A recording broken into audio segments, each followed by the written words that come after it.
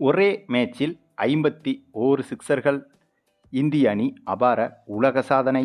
வெறிகொண்டு ஆடிய சூரியவன்சி மற்றும் இசான் கிசான். அதாவது தற்போது ஆப்கானிஸ்தானுக்கு எதிரான கிரிக்கெட் தொடரில் இந்திய அணி விளையாடுகிறது. சமீபத்தில்தான் ஐபிஎல் தொடர் முடிந்திருந்தது. அப்படியாக ஐபிஎல் தொடர் முடிந்தவுடனே ஓரிரு நாட்களில் ஆப்கானிஸ்தானுக்கு எதிரான தொடரில் இந்திய அணி களமிறங்கிவிட்டது. டெஸ்ட் மற்றும் ஒருநாள் போட்டிகள் என 2 விதமான ஃபார்மட்டிலும் ஆப்கானிஸ்தானுக்கு எதிராக இந்திய அணி விளையாடுகிறது. ஆகவே இதில் தற்போது சமீபத்தில் நடைபெற்ற ஒருநாள் போட்டி ஒன்றில் நம்முடைய இந்திய அணி வரலாற்று சாதனை ஒன்றை அசால்ட்டாக செய்திருக்கிறது. இப்படி ஒரு சாதனையை எந்த ஒரு கிரிக்கெட் அணியாலும் இதற்கு முன்பும் செய்ததில்லை, இதற்கு பின்பும் செய்யப்போக முடியாது என்பதை அழுத்தமாக சொல்லிவிடலாம். அந்தளவுக்கு கொடூரமான சாதனையை சாதாரணமாக செய்திருக்கிறது இந்திய அணி. ஆமாங்க, இந்தியா மற்றும் ஆப்கானிஸ்தானுக்கு எதிராக சமீபத்தில் நடைபெற்ற இந்த ஒருநாள் போட்டியில் இந்திய அணி முதலில் பேட்டிங் செய்ய களமிறங்கியது. அப்படியாக களமிறங்கிய இந்திய அணியில் இந்திய அணி கேப்டன் சுப்மன் கில், KL ராகுல் இந்த இருவரும் தான் இந்த போட்டியில் சொற்ப ரன்களில் விக்கெட்டை இழந்தனர். மற்றபடி சூரியவன்சி, இசான் கிசான், விராட் கோலி, ரோஹித் சர்மா, ஹார்திக் பாண்டியா என அனைவருமே சூப்பராக விளையாடினர். இதில் மற்ற அனைவரையும் தாண்டி சூரியவன்சியும் இசான் கிசானும் கொடூரத்தனமான அதிரடியை வெளிப்படுத்தியிருந்தனர். ஆமாங்க, இவர்களின் அதிரடி ஆட்டம் என்பது கற்பனைக்கு எட்டாத அளவுக்கு இருந்தது என்றுதான் சொல்ல வேண்டும்.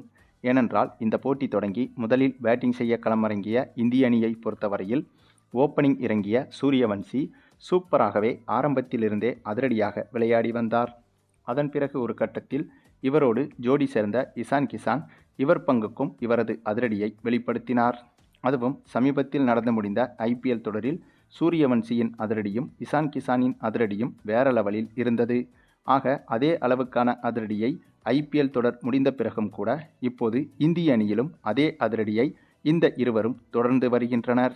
அது மட்டுமில்லாமல் ஐபிஎல்லாவது 20 ஓவர் மேட்ச், ஆனால் தற்போது நடைபெற்று வருவது 50 ஓவர் மேட்ச். ஆகவே இந்த 50 ஓவர் போட்டியிலேயே T20யை மிஞ்சும் அளவுக்கு ஒரு அதிரடியை இந்த இருவரும் வெளிப்படுத்தி வருகின்றனர். இந்த போட்டியில் சூரியவன்சி மட்டுமே 17 சிக்சர்கள் 11 பவுண்டரிகள் என விளாசி மொத்தமாக 48 பந்தில் 143 ரன்கள் வரை எடுத்திருந்தார். அதேபோல இசான் கிசான் இவரும் இந்த போட்டியில் 21 சிக்சர்கள் 8 பவுண்டரிகள் என விளாசி மொத்தமாக 79 பந்துகளில் 190 ரன்கள் வரை எடுத்திருந்தார். ஆக இந்த இருவருமே கிட்டத்தட்ட மொத்த மேட்சையும் முடித்துவிட்டனர் என்றுதான் சொல்ல வேண்டும். அதேபோல இந்த போட்டியில் நம்முடைய ரோஹித் சர்மாவும் 7 சிக்சர்கள் வரை விளாசி அரை சதம் எடுத்திருந்தார். இதில் கடைசியாக களமிறங்கிய ஹார்திக் பாண்டியாவும் சில சிக்சர்களை அடித்து கொடுக்க, இதனால் இந்திய அணியின் ஸ்கோர் என்பது விண்ணை முட்டும் அளவுக்கு எகிரியது. அதுவும் ஒரு 50 ஓவர் போட்டியில் ஒரு அணி 400 ரன்களை கடந்தாலே அது உலக சாதனை போட்டியாக மாறிவிடும். ஆனால் இந்த போட்டியில் நம்முடைய இந்திய அணி 500 ரன்களை கடந்து 511 ரன்கள் வரை எடுத்திருந்தது. இதற்கு முன்பு நடைபெற்ற போட்டிகளிலும் கூட 500 ரன்களை இந்திய அணி கடந்திருந்தது. இப்போதும் 500 ரன்களை கடந்து 511 ரன்கள் வரை குவித்துவிட்டது. அதாவது எதிரில் விளையாடுவது ஆப்கானிஸ்தான் போன்ற சிறிய அணி என்பதாலோ என்னவோ இந்திய அணியின் ஆட்டம் என்பது உச்சக்கட்ட அதிரடியாக தொடர்ச்சியாக இருந்து வருகிறது. மேலும் இந்த போட்டியில் இந்திய அணி எடுத்த 511 ரன்கள் என்பதே மிகப்பெரிய உலக சாதனையாகும். ஆனால் இந்த ஒரு உலக சாதனையை தாண்டி இன்னொரு உலக சாதனையையும் இந்த போட்டியில் இந்திய அணியால் படைக்கப்பட்டுள்ளது. அதுவும் இப்படி ஒரு சாதனையை நாம் ஏற்கனவே சொன்னது போல இதற்கு முன்பும் எந்த அணியும் செய்தது கிடையாது, இதற்கு பிறகும் எந்த அணியும் செய்யப்போவதும் கிடையாது. அந்தளவுக்கு நம்ப முடியாத அதிர்ச்சிகரமான ஒரு உலக சாதனையை முதல் முறையாக நம்முடைய இந்திய அணி மட்டுமே செய்திருக்கிறது. ஆமாங்க, இந்த போட்டியில் இந்திய அணி மட்டுமே மொத்தமாக 51 சிக்சர்கள் வரை விளாசியிருக்கிறது.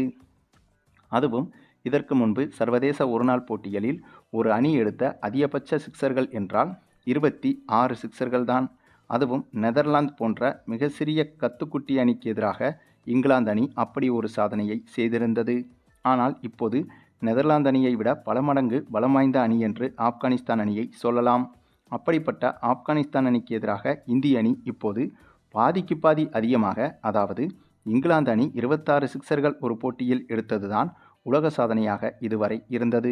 ஆனால் அதிலிருந்து அப்படியே பாதி சிக்சர்கள் கூடுதலாக 51 சிக்சர்கள் வரை விளாசி நம்பர் 1 உலக சாதனையை இந்திய அணி செய்திருக்கிறது. இந்த ஒரு சாதனை என்பது அவ்வளவு சாதாரணமாக கடந்து போகும் விஷயமும் கிடையாது. இந்த ஒரு சாதனையை சாதாரண வார்த்தைகளாலும் விவரிக்க முடியாது. ஏனென்றால் ஒருநாள் போட்டியின் பிச்சின் தன்மை என்பதும் அதிகமாக பந்து வீச்சுக்குத்தான் சாதகமாக அமைக்கப்படும். அப்படிப்பட்ட பிச்சிலேயே இவ்வளவு சிக்சர்கள் என்பது சாத்தியமில்லை.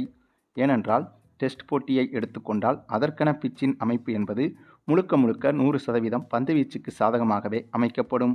அதேபோல ஒருநாள் போட்டிகளை எடுத்துக்கொண்டால் கிட்டத்தட்ட 70 முதல் 90% வரையிலும் பந்து வீச்சுக்கு சாதகமாகவே உருவாக்கப்படும். ஆனால் T20 போட்டிகளை எடுத்துக்கொண்டால் அப்படியே தலைகீழாக மாறி முழுக்க முழுக்க பேட்டிங்கிற்கு சாதகமாகத்தான் பிச்சுகள் உருவாக்கப்படும். அப்படி இருக்கும்போது T20 போட்டிகளில் கூட அதிக சிக்சர்களை அடிப்பது என்பது கிட்டத்தட்ட சாத்தியம்தான். ஆனால் ஒருநாள் போட்டிகளில் இந்தளவுக்கு சிக்சர்கள் அடிப்பது என்பது சாத்தியமே கிடையாதுங்க. அப்படிப்பட்ட ஒரு விஷயத்தை சாத்தியப்படுத்தி காட்டியிருக்கிறது இந்திய அணி. அதற்கு மிக முக்கிய காரணம் கிரிக்கெட்டின் விதிமுறைகளையே தகர்த்து எறிவது போல 2 பேட்ஸ்மேன்களை இந்திய அணி தற்போது வைத்திருக்கிறது. அதில் முக்கியமான ஒருவர்தான் சூரியவன்சி. இவருடைய கிரிக்கெட் என்ட்ரிக்கு பிறகு கிரிக்கெட்டில் பல விதிமுறைகள் மாற்றி எழுதப்பட்டு கொண்டிருக்கிறது. அதேபோல இசான் கிசான் இவரும் கிட்டத்தட்ட சூரியவன்சி மாதிரிதான். இவரை சமீபத்தில் இந்திய அணி முற்றிலுமாக ஒதுக்கியிருந்தது.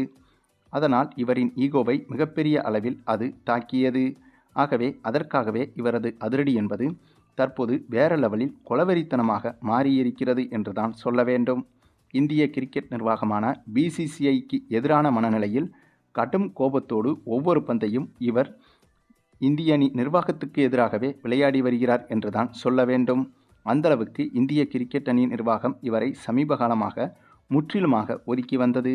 பின்பு கடைசியாக கிடைத்த ஓரிரண்டு வாய்ப்பில் இவருடைய அதிரடியை காட்டி மீண்டும் இந்திய அணியில் மீண்டும் ஒரு சில வாய்ப்புகள் இவருக்கு கிடைக்கப் பெறுகிறது. அப்படி கிடைக்கும் வாய்ப்புகளிலும் கூட இந்த மனுஷன் தாறுமாறா அடிச்சிட்டு வர்றாப்புலங்க. ஆக மொத்தம் இதுவரையிலும் இந்திய அணிக்கு மிக முக்கிய தூணாக இருந்த விராட் கோலி, ரோஹித் சர்மா போன்றவர்கள் இனிமேல் இல்லை என்றாலும் கூட இசான் கிசான், சூரியவன்சி, சுப்மன் கில், யாஸ்வி ஜெய்ஸ்வால் போன்ற இந்த இளம்படை என்பது இந்திய அணியை அடுத்த சில வருடங்களுக்கு நம்பர் 1 இடத்தில் வைத்திருக்கும் என்பதில் எந்த ஒரு சந்தேகமும் கிடையாது. அதேபோல இந்த போட்டியில் இவ்வளவு பெரிய இலக்கை சேசிங் செய்ய களமிறங்கிய ஆப்கானிஸ்தான் அணியை பொறுத்தவரையில் ஆப்கானிஸ்தான் அணி 200 ரன்களை கூட எடுக்க முடியாமல் ஆல் அவுட் ஆனது. அதுவும் வெறும் 32 ஓவர்களில். ஆகவே இதிலிருந்தே தெரிகிறது தற்போது இருக்கும் இந்திய அணி என்பது பேட்டிங்கிலும் தலை சிறந்து விளங்குகிறது, பந்து வீச்சிலும் தலை சிறந்து விளங்குகிறது.